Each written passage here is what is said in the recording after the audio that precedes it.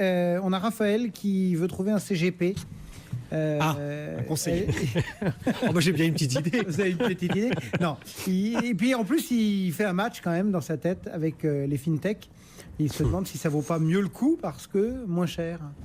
Alors c'est un sujet qui est compliqué, mon cher Cédric, mais il faut dire à Raphaël. Alors d'abord, je vais enfoncer vraiment, je vais le dire tout de suite avec beaucoup de transparence. Moi, je suis un peu mal à l'aise sur cette question parce que je suis à la fois CGP ancien modèle et CGP nouveau modèle puisque notre site est digitalisé. Donc forcément, la fintech, c'est notre sujet. Maintenant, on va essayer de se mettre de façon très objective pour répondre. Si vous ne prenez que la notion de coût, de différenciation de coût, là, on peut passer la journée entière à vous donner l'exemple de comment on peut voir, comment on calcule un réel coût et quel est le service qu'on met en face du coût.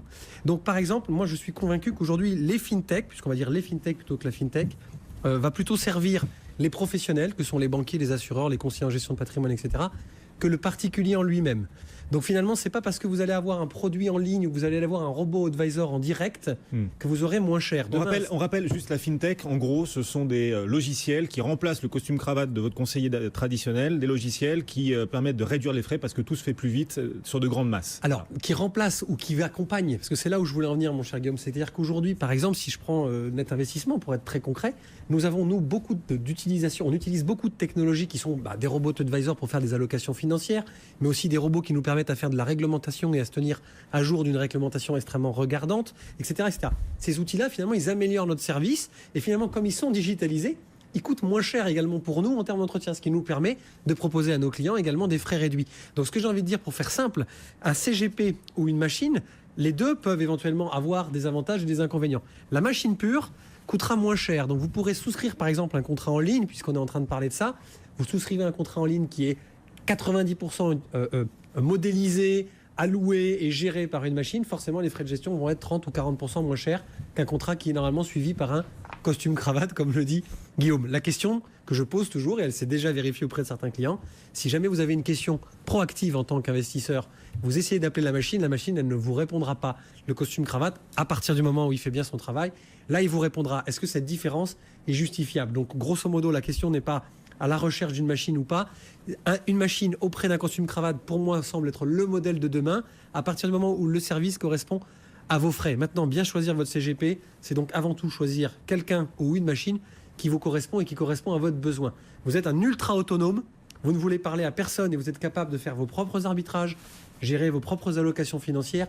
Il existe déjà depuis 10 ans des contrats assurance vie en ligne, des comptes titres en ligne. Je ne vais pas citer, mais Boursorama, Fortunéo, etc. ont déjà mis ça en place. Avec les frais les plus bas. Avec les frais déjà plus bas, avec des frais d'entrée zéro. C'est là l'élément essentiel, effectivement. Tout dépend de vos besoins. Tout dépend si vous êtes à l'aise avec les outils informatiques ou tout dépend si vous avez envie d'avoir un conseiller physique devant vous que vous pouvez rencontrer et appeler à bon escient. Forcément que si vous souhaitez rencontrer quelqu'un, ça va vous coûter plus cher que de gérer l'intégralité de votre épargne en ligne. Donc ça ne s'adresse sans doute pas aux mêmes personnes. Maintenant, quel conseiller physique, par exemple, choisir ou même quand le conseiller numérique, tout dépend quel type de placement aussi auquel vous vous intéressez. Est-ce que vous recherchez un placement immobilier ou plutôt un placement financier? Il faut savoir que les professionnels du patrimoine, ils sont plutôt spécialisés soit en immobilier, soit en assurance vie. Donc commencez, à vous interroger sur la nature des produits qui vous intéressent et le type de relation que vous voulez avoir avec votre conseiller. Et ensuite, je dirais que naturellement, vous irez vers ce qui vous convient. Après, il y a la question de savoir comment on trouve un bon conseiller en gestion de patrimoine. C'est quoi? C'est le bouche à oreille? Comment on trouve un bon conseiller? On n'en a jamais la garantie à l'avance. Le bouche à oreille, c'est l'un des meilleurs leviers. L'expérience est toujours la bonne. Quand vous avez quelqu'un qui a déjà pratiqué un médecin ou un avocat ou un notaire ou un conseiller en gestion de patrimoine, naturellement, il a forcément une appétence et une facilité à vous répondre. Après, vous pouvez écouter BFM Business, parce que vous trouvez des gens de qualité sur votre plateau. Voilà. Non, mais la presse aussi, de temps en temps, je renvoie la balle à Christian. Il y a des très bons dossiers.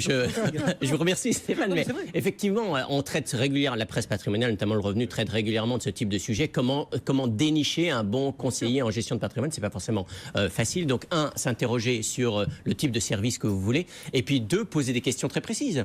Comment est-ce que vous vous rémunérez? Que pensez-vous de l'évolution de la fiscalité? Et c'est ensuite, vous verrez aussi si le contact humain s'établit. C'est un élément important à prendre en compte. Juste 10 secondes. Faites attention. Aujourd'hui, la réglementation est très, très carrée. Elle est de plus en plus carrée. Donc, de toute façon, il y a aussi des questions de réglementation qu'il faut poser, que ce soit une machine ou que ce soit un être humain, il va falloir être très regardant là-dessus. Et la vie des conseillers va se compliquer à partir du 3 janvier, c'est ça, avec une nouvelle Mais de tout le monde, directive, des banquiers, des assureurs aussi, rassurez-vous. avec des normes de transparence qui vont rendre la vie des Exactement. conseillers de beaucoup très très compliqué à gérer. Merci à tous les deux d'être venus nous voir, répondre aux questions de nos auditeurs et téléspectateurs. Stéphane Van Nuffel, netinvestissement.fr, Christian Fontaine, rédacteur en chef du magazine Le Revenu.